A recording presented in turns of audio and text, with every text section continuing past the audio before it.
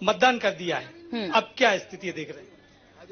बहुत अच्छी स्थिति है और जो फीलिंग हो रही है बहुत अच्छी फीलिंग हो रही है और मैं विश्वास के साथ कह सकता हूं कि मेरा किया हुआ संघर्ष, दुख सुख का रिश्ता, ये इसका प्रतिफल मुझे मिलेगा और जनता इसको स्वीकार कर रही है। कांग्रेस की कैंपेनिंग लगातार आपने की है, एक वोट एक नोट, उसके साथ साइकिल यात्रा, वो मेरी आवश्यकता भी थी और मजबूरी भी थी क्योंकि हमारे खाते फ्रीज कर दिए गए थे, संसाधन की कमी थी, पैसा की कमी थी, इसलिए जनता ने मुझे खुद ये कहा था कि भैया चिंता नहीं करो, हमारे जेब भी खुले हैं और दिल भी खुला, हम आपको वोट भी देंगे। दिनेश यादव एक नाम, लेकिन कांग्रेस के जो कैंपेनिंग रही वहां पर नेताओं की कमी कुछ देखी गई, क्या बात है? शीर्ष नेतृत्व भी यहाँ पर नहीं आया? नहीं, ऐसा नहीं था। हमारे शीर्ष नेतृत्व ने हमसे बात की थी और उन्होंने कहा था समय कम है हमारे पास, तो आप बताएं हम साधन कम है तो हम कब आ जाएं। तो हमने खुद कहा कि आप चिंता नहीं करो, आप हमारा समय कहीं और दे दो क्योंकि पार्टी को सरकार बनाना है। हमारे साथ मेरी जनता और मेरे साथी मेरे कांग्रेस जन चुनाव लड़ रहे हैं, हमें कोई तकलीफ नहीं। भाजपा दावा कर रही है इस बार मध्य प्रदेश की 29 में से 29, एक बार 27 पर 28 अब 29। ये उनका भ्रम बहुत जल्दी टूटने वाला है। 4 तारीख को रिजल्ट आ जाएंगे और अगर कोई नेता बहुत बढ़ चढ़ के ऐसा बोल रहे हैं तो उनसे आप एक वाइट ले लें कि यदि नहीं आई तो क्या वो राजनीति से इस्तीफा देंगे। दिनेश यादव के क्या वादे किए हैं दिनेश यादव ने कि जनता के बीच गए हैं, क्या बोला है उन्होंने? जनता से क्या अपनी अपेक्षाएं रखी हैं जनता ने आपसे? जनता की अपेक्षाएं तो जितनी रहती हैं हमें उस पर खरे उतरने की आवश्यकता है। 29 साल का ये जो खालीपन था वो भरने जा रहा है, ये जनता महसूस कर रही है। अगर दिनेश यादव सांसद बनते हैं तो क्या उनकी सबसे प्राथमिकता में रहेगा? जबलपुर वासियों का जीवन सहज, सरल और स्वाभिमानी हो, साथ में अराजकता का जो माहौल है वो खत्म हो।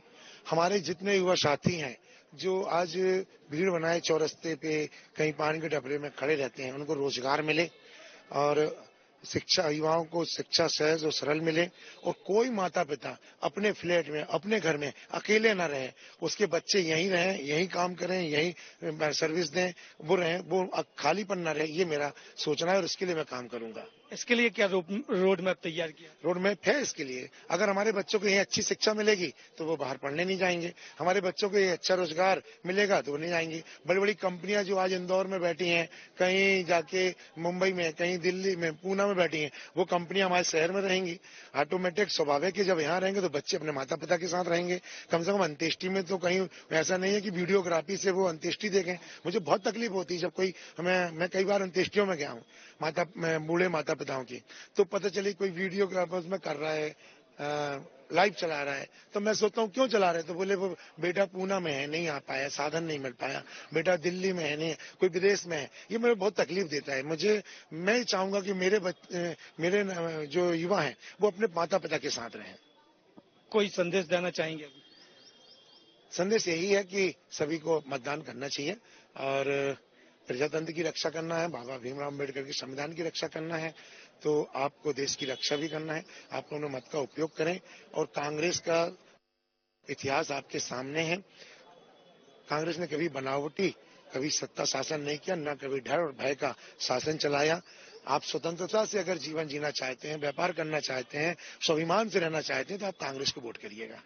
तो ये थे दिनेश यादव जो कह रहे हैं स्वाभिमान से रहना चाहते हैं, जीवन जीना चाहते हैं तो कांग्रेस को वोट करिए। हालांकि उन्होंने जो बात कही कि रोड मैप उन्होंने तैयार किया है और युवा जो है वो जबलपुर में भी रह के जबलपुर में पढ़ाई करे और जबलपुर में ही रोजगार करे। अब देखना ये होगा कि आज मतदान है और आने वाली 4 तारीख को क्या परिणाम आते हैं। जबलपुर से हमारे सहयोगी अनूप लाल के साथ संजय साहू, INS 24x7।